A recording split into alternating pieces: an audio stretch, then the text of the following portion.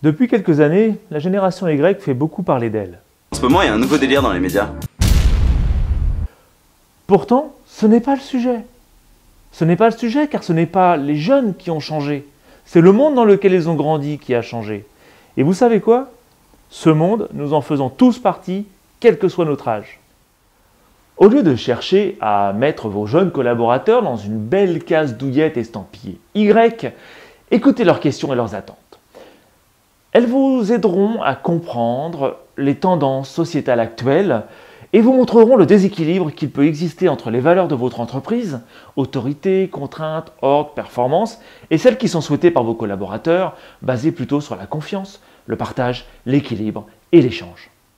Comprendre les caractéristiques intergénérationnelles des uns et des autres n'est plus suffisant. Il faut désormais aller plus loin et s'interroger sur leur vision du monde et à l'adaptation à ce monde de nos pratiques professionnelles en recrutement, marketing, vente ou management. En d'autres mots, il ne faut pas s'adapter au Y, il faut s'adapter au monde actuel. L'enjeu est donc bien plus ambitieux que de chercher à gérer des collaborateurs exigeants, consommateurs ou en retard. Il s'agit de comprendre les effets de cette nouvelle relation qu'entretiennent vos collaborateurs avec leur entreprise, leur chef et leur travail. Ce que nous apprend notre expérience dans plus de 500 organisations dans 15 pays est qu'il y a 6 sujets sur lesquels se pencher rapidement. Plutôt que de chercher à gérer des jeunes, il faut comprendre les valeurs sociétales qu'ils mettent en mouvement et leurs effets sur votre organisation.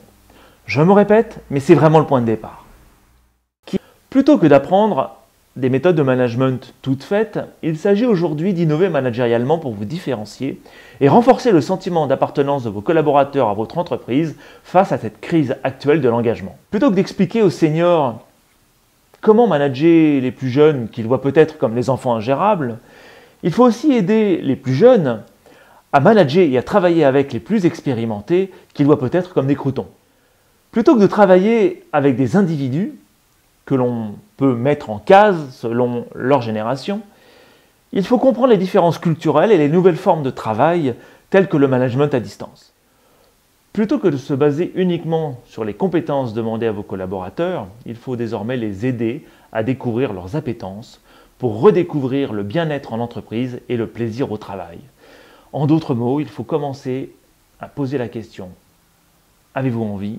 avant la question « Savez-vous faire ?» Plutôt que de considérer notre culture d'entreprise comme gravée dans le marbre, il s'agit de lutter contre la culture de l'ennui qui ronge nos entreprises et qui gâche nos expériences de travail aussi sûrement que le journal de 20 heures nuit gravement à l'optimisme.